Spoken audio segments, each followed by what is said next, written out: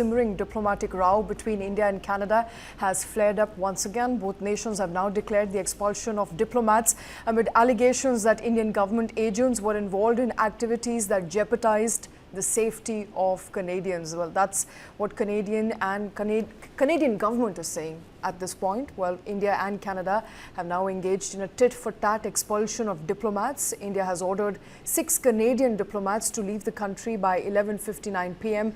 as on Saturday, 19th of October. The decision follows Canada's announcement that it is investigating India's ambassador and other diplomats as persons of interest in connection with the assassination of Sikh separatist leader Hardeep Singh Nijjar last year. Now, India has vehemently denied these claims, labeling them as baseless and an attempt to deflect from Canada's own internal issues. The Ministry of External Affairs in India identified the expelled diplomats, including Acting High Commissioner Stewart Wheeler and Deputy High Commissioner Patrick Hebert, among others. These are the Australian diplomats which have also been expelled from India. In a press conference, the Ministry of External Affairs said that the Indian government's move has come hours after it announced the withdrawal of its own high commissioners and others who have been targeted by Canada, citing a lack of faith in the Canadian government's commitment to ensure their security. Now, while the diplomatic tensions between India and Canada have so far not impacted the bilateral trade in goods, at least, between the two countries, as this dispute drags on, both nations will have to carefully manage their actions to avoid a full-blown economic fallout. What could be the economic fallout of these escalations? Let's talk about that. Joining us is Rakesh Kar, my colleague, live on the show. Rakesh, thank you very much for taking time out this morning. I think first question first, so far as the import and export between India and Canada is concerned, there's been no fallout, but the ties between the two countries could not have been worse. What are we expecting economically? Good morning, Shweta. It's unfortunate that such an escalation has happened, and it's bound to impact trade ties, economic ties. To put it in context, this is an interesting case study where for the first time we're looking at geopolitics, so to say, driving down geoeconomics. Contrary to this, we've seen globally in the last few months and years that how geoeconomics is driving up geopolitics. So it's a sad turn of events, and I think Canada has chosen to be a state like Pakistan for its own internal compulsions. Good luck to it. Impact on economic ties. Yes, so far, luckily, the trade trajectory has stayed the course, but there's enormous potential in terms of improving trade ties between the two countries, both in the economic framework, in the FDI framework, and bilateral trade as well. There's been a bit of a dip from exports from India, but I don't see that being attributed to any tension between the two countries. So there are 2 or 3 key economic, benchmarks that were sought to be addressed between India and Canada, which includes both the free trade agreement, and also the comprehensive economic partnership agreement. And thirdly, there was also a direct bilateral foreign direct investment treaty in the works. So all 3, to my mind, will be hit adversely. They already had gone into the slow track, but now with this particular development, it is quite likely that these will not at all be addressed immediately, while as the entire focus will shift to the geopolitical challenges that have come about because of Canada's decision to so to say be drawn and driven by its own internal politics, so to say maiming its own external economic interests. I do remember, Shweta, for instance, in 2017.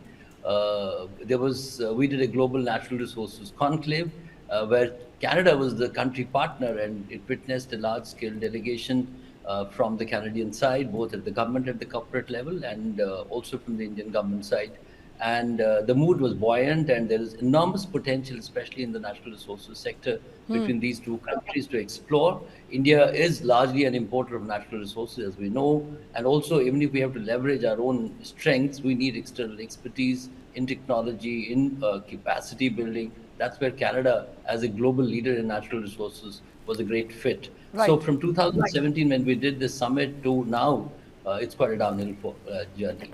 All right. And Rakesh, there were, of course, conversations of a free trade agreement between India and Canada. Those talks were put on hold after allegations first surfaced in September of last year. There was some inkling that those talks may resume. That looks very unlikely now.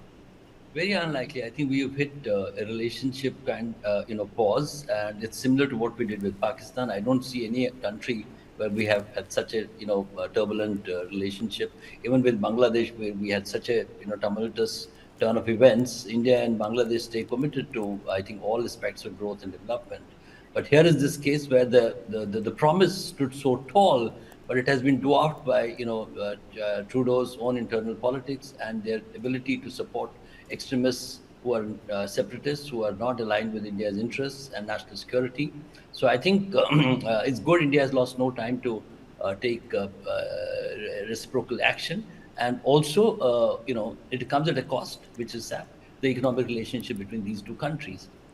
Shweta, I also see a bit of a spin-off here on Indo-US economic ties because US has openly supported Canada's perspective on the on the internal law and order situation vis-a-vis the charges they're leveling, which are baseless against India. In that sense, I think it's interesting space to watch.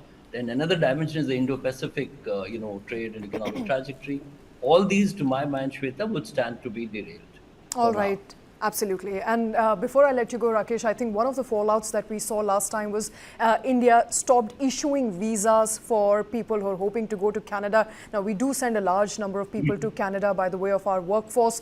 There was also conversations on how Indian businesses operating in Canada and Canadian businesses and restaurants and coffee chains operating in India could likely be impacted. Is that something we're also bracing for?